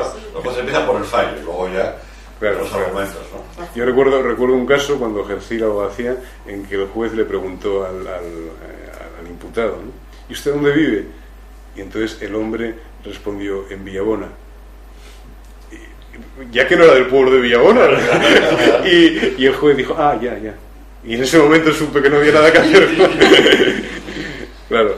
Pero resulta entonces que la decisión está tomada y que hay que argumentarla. La percha legal, ¿no? Qué bien expresado lo que es la percha legal para los juristas, ¿no? Y para los tal. Pero esto nos lleva a algo muy interesante. Resulta que la práctica judicial no es lógica, no es un razonamiento argumentativo que va de aquí y llega a esta solución. No es un problema matemático y tengo el problema, lo estudio, aplico las fórmulas y llego a una solución. No. Aquí actuamos de forma distinta, ¿no? Aquí primero fallamos y luego ya vestiremos con ropaje y lo colgaremos de la percha legal la decisión. Me recuerda, hay un capítulo impresionante y maravilloso de Resurrección de Tolstoy, donde la mujer que está imputada aparece en la sala. Hay 3 jueces, igual que los 3 jueces de la madre de Kudovkin, pues hay 3 jueces en el estrado que forman el tribunal. Y entonces la mujer comienza a andar, y uno de ellos piensa: estamos en un palacio de justicia decimonónico ruso, y el suelo era de ajedrez, blanca-negra, blanca-negra. Y entonces el juez piensa: bueno, viene andando hacia acá, si acaba pisando negra, la condeno, si pisa blanca, la absuelvo. Y la mujer pisa, y pisa negra. Y el juez dice: cachis, amar, tengo que condenarla. Bueno, vamos a darle otra oportunidad. Si la primera vez que habla utiliza un número de palabras impar, la condeno. Si es par, la absuelvo. En todos los mecanismos mentales que se van produciendo. Después ya vestiremos la sentencia, ¿no? Pero entonces si no hay lógica, si no hay razonamiento alguno, si no hay procedimiento alguno, ¿ante qué estamos? Y los abogados me imagino que tienen que saberlo. ¿Qué es lo que tengo que conseguir yo? ¿Tengo que hacer una buena argumentación? Bueno, eso está bien, siempre está bien hacer una buena argumentación. A algún juez le puede interesar. ¿Pero qué tengo que hacer? Ganar la simpatía del juez. Caerle bien. Que mi cliente le caiga bien. Vamos, me imagino que siempre le diréis a vuestros clientes: bueno, vete vestido de forma razonable, quítate el piercing de las narices, todas esas cosas, ¿no? En fin, causa una buena impresión, no aparezcas allí, no saques la navaja ahí en medio, ¿verdad? Hay que causar una buena impresión. ¿En cuántas películas se ha dicho esto? ¿En cuántas películas se ha dicho que lo que hay que conseguir es la simpatía del tribunal? En fin, los cineastas, bueno, podría citar muchísimas. No, en Declaradme culpable, parece que hay un dicho norteamericano que dice algo así como: el jurado que ríe no condena. Por tanto, si yo consigo que el jurado se ría conmigo, yo imputado, pues yo no voy a ser condenado. Y de hecho lo aplican en ese caso, ¿no? Por citar un caso, en juzgado criminal, el abogado se coloca torcido, coge una corbata y se la coloca torcida. Y entonces le explica al ayudante por qué. Le dice: he elegido esta corbata pensando en el jurado número 3. Un buen ciudadano, 30 años con la misma mujer, lleva camisa oscura y corbata lisa. Es el más influyente del jurado. A sus ojos soy exactamente como él. Y si soy igual que él, ¿cómo voy a defender a alguien que no es inocente? De nuevo, ¿búsqueda de qué? De la empatía. De que se ponga en mi lugar, ¿no? ¿Qué tiene que conseguir el imputado? Que ese que está ahí enfrente, que va a juzgar, se ponga en mi lugar. Y si consigo eso, es decir, consigo suscitar su simpatía, habré ganado el juicio. Pero esto que es un conocimiento común, lo demuestra, digamos, la moderna psicología, ¿no? El concepto de empatía, que tanto utiliza la psicología, la entiende, o algunos la entienden como una forma de tomar partido en una escena de 3. Cuando un observador observa la interacción no armónica de como mínimo 2 individuos y toma partido mentalmente por uno de ambos. Es decir, veo 2 individuos enfrentados, yo juez, y por lo que sea, me gusta más este. Me pongo en la piel de este, tomo partido por este, argumento a favor de este, sentencio a favor de este, ¿no? Pero eso no lo explica las facultades de Derecho, evidentemente, pero sí lo explica el cine, ¿no? Bueno, no puedo pararme a ello porque evidentemente el cine conjuga el realismo por una parte, judicialismo en este sentido, con idealismo, sobre todo el cine al que estamos acostumbrados, hollywoodiense, donde al final siempre vence el bueno y todas estas cosas, ¿no?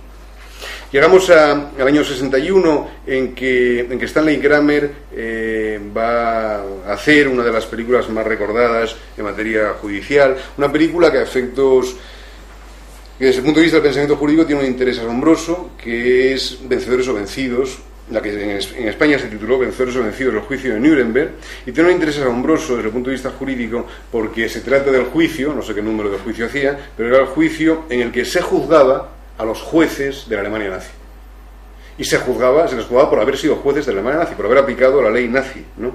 Por eso, Muñoz Conde dice que la película de Kramer tiene un interés que desborda el puramente cinematográfico. Evidentemente desborda el puramente cinematográfico. Es una película bien rodada, excesivamente larga a mi juicio, pero con un plantel de actores impresionante, con guiones muy cuidados, y desde el punto de vista de la filosofía del derecho, de nuevo se nota que hubo, digamos, buena información o buen asesoramiento para alguien que conocía el pensamiento jurídico. La cuestión, lógicamente, es lo que hicieron esos jueces. Y lo que hicieron esos jueces fue aplicar la ley. Y ellos dicen que ellos están ahí para aplicar la ley. Lo que pasa es que tuvieron la mala suerte de que fuera la ley nazi. Pero ¿qué le iban a hacer ellos, no? La cuestión es, efectivamente, el juez debe ser la boca de la ley, nada más que la boca de la ley, incluso que la ley es la más aberrante de las leyes que podamos imaginarnos, y las leyes nazis pasan, igual que Auschwitz pasa a nosotros, ¿no? Desde entonces acá, como el símbolo del mal por excelencia, pues aquí estamos en el símbolo del mal jurídico, las leyes nazis, ¿no? Bien, el juez ha de ser un mero homo juridicus que solamente le importe tal. Es el juez, yo no promulgo, yo aplico, ¿no? Yo no soy responsable, la responsabilidad es de la ley. Esta lógicamente es la postura del positivismo ideológico que se enuncia perfectamente en la película, ¿no? El sentido personal de la justicia debe sacrificarse al orden legal establecido. Pero claro, eso evidentemente nos lleva a todo tipo de brutalidades, obviamente, ¿no? Hay una película de hace menos tiempo donde se plantea el mismo problema, una película fallida desde el punto de vista cinematográfico, que es Eichmann, de Adolf Eichmann, que sería muy interesante verla. La película me parece una mala película, y a la vez que ver la película, leer el Eichmann en Jerusalén de Hannah Arendt, porque es un buen libro, al lado de la mala película, pero tratan de lo mismo. Entonces sería muy interesante, ¿no?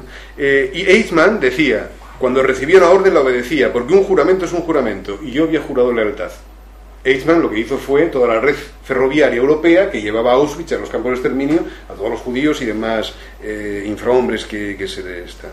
Pero la película, en la que no me puedo parar, plantea tal cantidad de cuestiones que, en fin, para un jurista pues no deja de tener un interés maravilloso, ¿no? La cuestión de la imparcialidad de los juzgadores, por ejemplo. si son imparciales, son los vencedores que están juzgando a los vencidos. ¿Hasta qué punto se puede decir? ¿Por qué no se juzga Hiroshima y Nagasaki si se juzga lo que ocurrió en la Alemania nazi? La responsabilidad del pueblo alemán, si es que el pueblo alemán incurrió en responsabilidad. El contexto en el que se lleva a cabo el juicio, que es el comienzo de la Guerra Fría, y por qué al final se dictan las sentencias que se dictan. Por cierto, que en este sentido los nazis, juristas y no juristas, se fueron de rositas. Quiero decir, responsabilidades muy pocos pagaron por las responsabilidades de todo lo que había ocurrido. Al año siguiente, 1962, aparece una película en la que no me detengo, una maravillosa película, una buena película, que tiene que interesar a los juristas y a los jueces en particular, que es El proceso. Orson Welles adaptando a Kafka. Pues claro, surge algo, en fin, una magnífica película absolutamente kafkiana. Nunca mejor dicho, ¿no?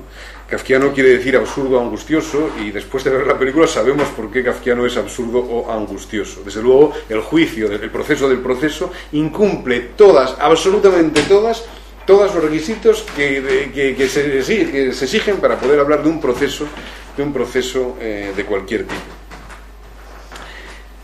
Vamos avanzando muy rápidamente y llegamos a una película que hay que recomendar vivamente, que también yo recomiendo a mis estudiantes de Derecho, que fue la película que consiguió en Estados Unidos que muchísimos jóvenes estudiaran Derecho. Es decir, muchísimos jóvenes hicieron Derecho. ¿Y por qué? Porque habían visto Matar a un ruiseñor, ¿no? De Robert Mulligan, de 1962. Yo creo que si hay un modelo de ser humano, alguien al que todos querríamos parecernos, es Atticus Finch.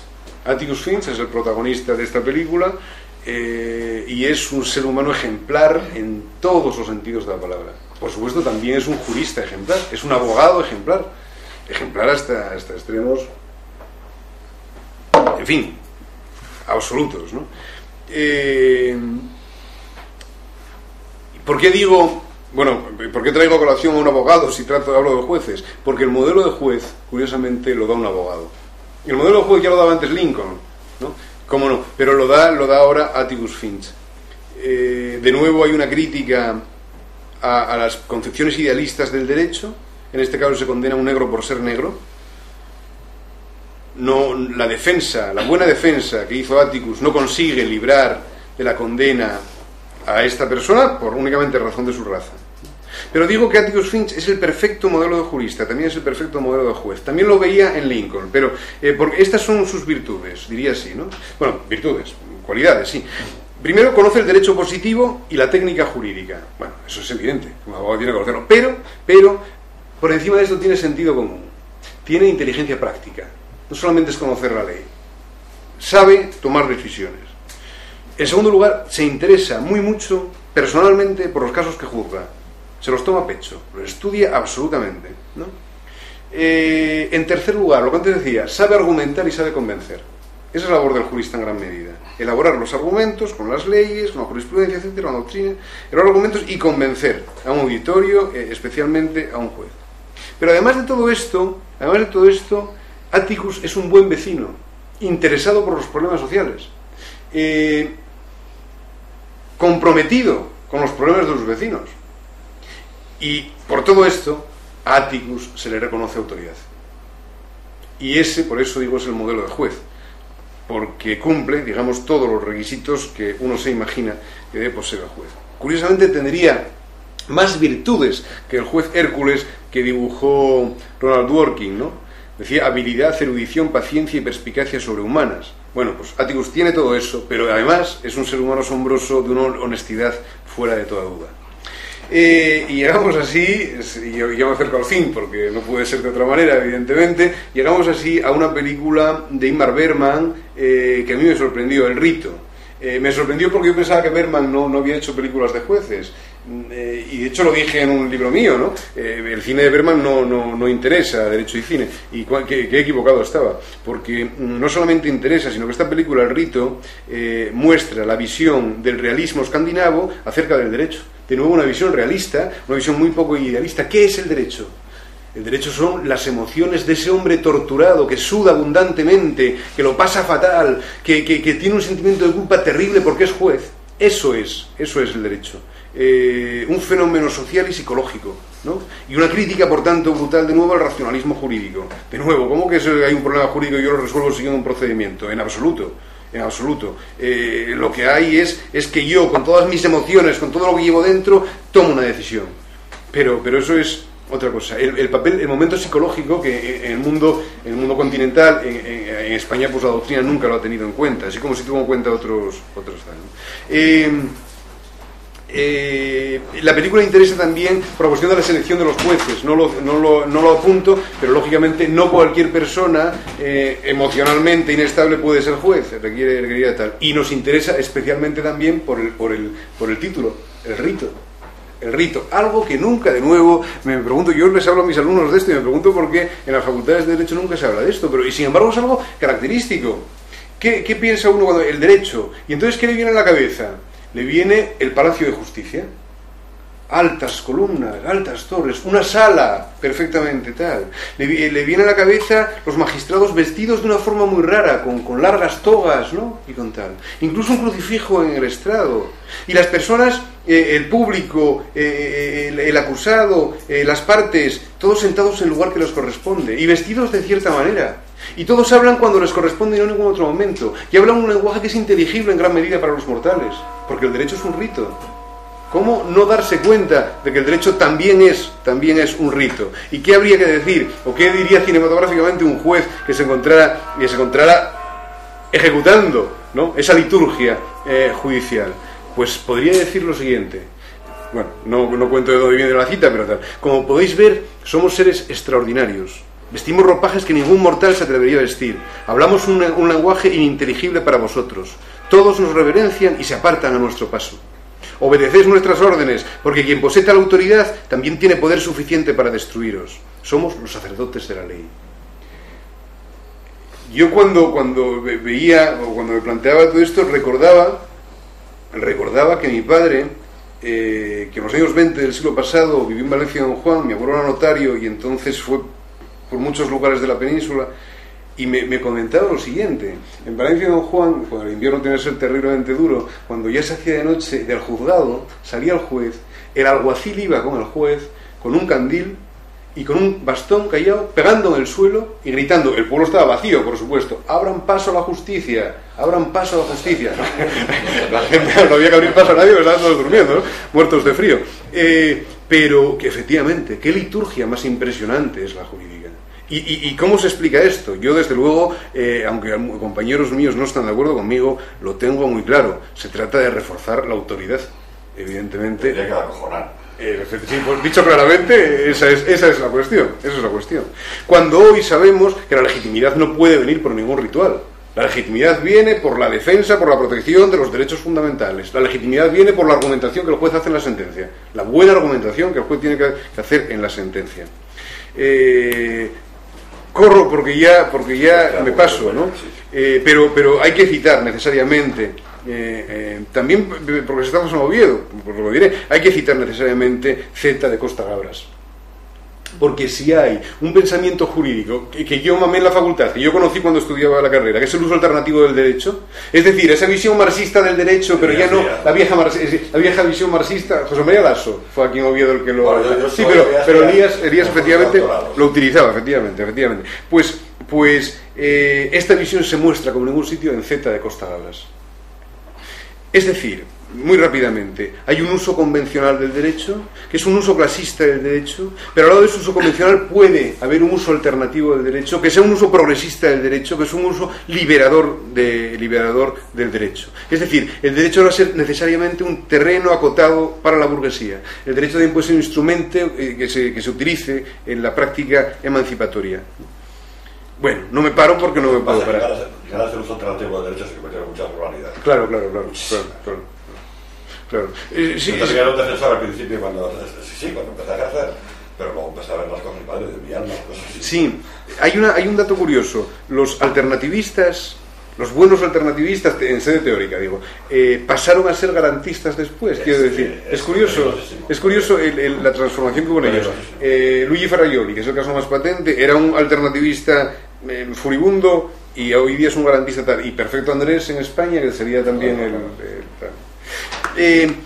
Pero hay que tener mucho cuidado con el uso alternativo, porque si hay un uso convencional, hay un uso alternativo progresista y liberador, llamémoslo así, también puede haber un uso alternativo reaccionario, evidentemente. Y Costa Gabras lo utilizó de nuevo en La Confesión, viendo cómo un proceso stalinista se lleva hasta el fondo y condena a cadena perpetua a una persona por haber caído en desgracia ante el Partido Comunista, y a este se le acusa de traidor, trotskista, titista, sionista, nacionalista, burgués y enemigo del pueblo. Y claro, después de eso, pues ya lo meten en la cárcel para toda la vida, ¿no? Bueno, y habría que citar otras. Únicamente, y me quedo aquí, aunque podríamos seguir, pero me quiero quedar aquí porque no deja de ser interesante el pensamiento jurídico, como se mostró primero en el cine. En los años 90 del siglo pasado se extendió una tesis que alcanzó cierto predicamento, se debía a Jacobs, y esa tesis del derecho penal del enemigo. Yo no sé si os suena el derecho penal del enemigo. Y también surge, a fines de los 90, a principios de los años 2000, un debate acerca de la legitimidad de la tortura, ¿no? Ambas cosas, ¿no? Bien, pues todo esto, que luego la realidad nos lo enseñó, nos lo había mostrado mucho antes, una trilogía de películas, las de Harry el Sucio. Lo había planteado tal cual luego lo plantearon los doctrinarios y los juristas, ¿no? Harry el Sucio es un policía de San Francisco que utiliza métodos expeditivos para acabar con la delincuencia. Bien, no tiene ningún problema, y dicen de él que es juez, jurado y verdugo a un mismo tiempo, ¿no? Es un antigarantista absoluto. Es decir, con los criminales lo que hay que hacer es acabar con ellos. Entonces, que establecer garantías, el que vengan los juristas aquí con juegos malabares, no nos interesa nada. Nosotros vamos a estar. Y en estas series de Harry el Sucio aparecen dos delitos, dos crímenes a los que quiero hacer referencia. Uno, en la primera entrega, Scorpio, que es el asesino, malísimo, secuestra a una chica de 15 años. La secuestra, ¿no? Cuando Harry detiene a Scorpio, ¿dónde está la chica? Él le contesta: tengo derecho a un abogado. Claro, es repugnante, claro. Es repugnante que el propio delincuente parezca que salta con las garantías, cuando ni la víctima apareció todavía, ¿no? Y entonces ya se nos muestra mal, lógicamente, con malos ojos el garantismo. Y la chica aparecerá muerta. Eso por un lado. Y luego en otra entrega va a darse otra posibilidad. Una banda terrorista dice que la ciudad de San Francisco la han sembrado de bombas y que si no hacen lo que ellos dicen tal, estallarán todas las bombas y destruirán San Francisco, ¿no? Dos hipótesis de laboratorio cinematográficas que sin embargo se dieron en la realidad. Bueno, se dieron en la realidad relativamente. El debate sobre la tortura aparece en Alemania, en Estados Unidos ya antes del 11 de septiembre, pero después del 11 de septiembre se multiplica, claro. Y en Alemania también a principios de los años 2000 con el caso von Metzler. El caso von Metzler consistió en lo siguiente, que por cierto lo había llevado al cine Richard Fleischer, es el mismo caso, ¿no? Un estudiante que llevaba un nivel de vida por encima de sus posibilidades, necesitaba dinero. Entonces dice: ¿qué hago para conseguir dinero? Pues secuestro a este niño, que sus padres son banqueros y seguro que le saca una pasta. Secuestra al niño, y entonces la policía lo detiene. La policía le pregunta de buenos modos: ¿dónde está el niño? A lo cual él dice: no voy a decíroslo. El niño, por desgracia, está enfermo y requiere un tratamiento, y si no se le hace uso, si no consume ese tratamiento, esos fármacos, pues morirá. Tal cual, esto sucedió tal cual. Entonces, puesto que este hombre no quería decir dónde estaba el niño, el jefe de policía dio una orden por escrito a sus subordinados diciendo que le torturaran hasta que dijera dónde estaba el niño. Lo hizo por escrito, sabiendo que estaba cometiendo un delito, evidentemente. Parece ser, según cuentan, que cuando le expusieron el plan: vamos a torturarte hasta que nos lo digas, entonces en ese momento él dijo dónde estaba el niño, se fue a buscar al niño con tan mala fortuna que el niño estaba muerto, ¿no? Lo mismo ocurre en la película de Harry el Sucio. La chica de 15 años que estaba secuestrada está muerta. Bien, entonces surge, y después el 11 de septiembre. Y la hipótesis de laboratorio que aparecen entre los penalistas de Harvard de la bomba de relojería, ¿no? Yo, terrorista, he sembrado la ciudad de bombas, por eso digo que el cine se ha adelantado, porque estos ejemplos que luego pusieron los juristas, o la realidad nos trajo, ya los estaban mostrados. Efectivamente, el cine ya lo había, tal, ¿no? Bueno, el 11S, por ejemplo, ya estaba rodado también. Pues, he sembrado la ciudad de bombas, y a tal hora explotarán. Y entonces, dígame usted dónde están las bombas, que vamos a desactivarlas. No, yo no se lo digo. Podemos torturar a este individuo hasta hacerle decir dónde se encuentran las bombas. Bueno, lo que quiero decir es que el cine se adelantó a lo que luego fuera realidad, ¿no? Antes se hablaba de casos fáciles y casos difíciles. Bien, pues estos casos no son ni fáciles ni difíciles, son trágicos, porque no tienen una solución. No tienen una solución que se pueda decir, esta es la solución correcta. Plantean tantos problemas. Por cierto, el jefe de policía alemán que firmó la orden de tal fue condenado por un delito de torturas o de dar orden para que se cometieran torturas, ¿no? El cine, este cine que podríamos llamar cine de la venganza, que aparece en Harry el Sucio, pero en muchas películas, es un cine muy curioso, es un cine antigarantista, que critica el principio de legalidad y todas las garantías que la ley establece, ¿no? No se puede dar a los criminales las mismas garantías que damos a los ciudadanos honrados, porque encima perjudicamos la investigación. No podemos investigar bien si les damos garantías. Vale. Esto mismo fue lo que dijo Jacobs, yo creo que era año 90, algo así, del siglo pasado, cuando estableció la teoría del derecho penal del enemigo. Según Jacobs, hay delincuentes normales y delincuentes extremos. A los delincuentes normales hay que tratarlos con todas las garantías y con los límites que la ley establece, pero los delincuentes extremos no pueden esperar que se les trate como personas. Son sencillamente enemigos del ordenamiento jurídico y deben ser destruidos. La tesis de Jacobs luego servirá para legitimar lo que es Guantánamo y todas estas cárceles. Sí, yo creo que lo podemos dejar aquí. Hay más cine judicial, un cine antropológico, o hay cine crítico con esas visiones realistas pero lo que quería decir, y aquí acabo, lo que quería decir es que el cine sí puede ser un instrumento didáctico interesante. Es decir, nos permite, por ejemplo, la presunción de inocencia. Yo quiero saber qué es la presunción de inocencia y yo puedo estudiarlo en un libro, evidentemente, pero yo puedo ver una película donde la presunción de inocencia es vulnerada. Es un acercamiento distinto. Los libros nos enseñan, y el cine también nos enseña, pero nos enseña en el sentido visual de la palabra, nos pone ante los ojos, y al ponérnoslo ante los ojos, digamos que vivenciamos lo que en los libros solamente podemos leer. Y ese es el sentido que tendría el cine para los jueces, ¿no? Para los juristas en general. Y muchísimas gracias.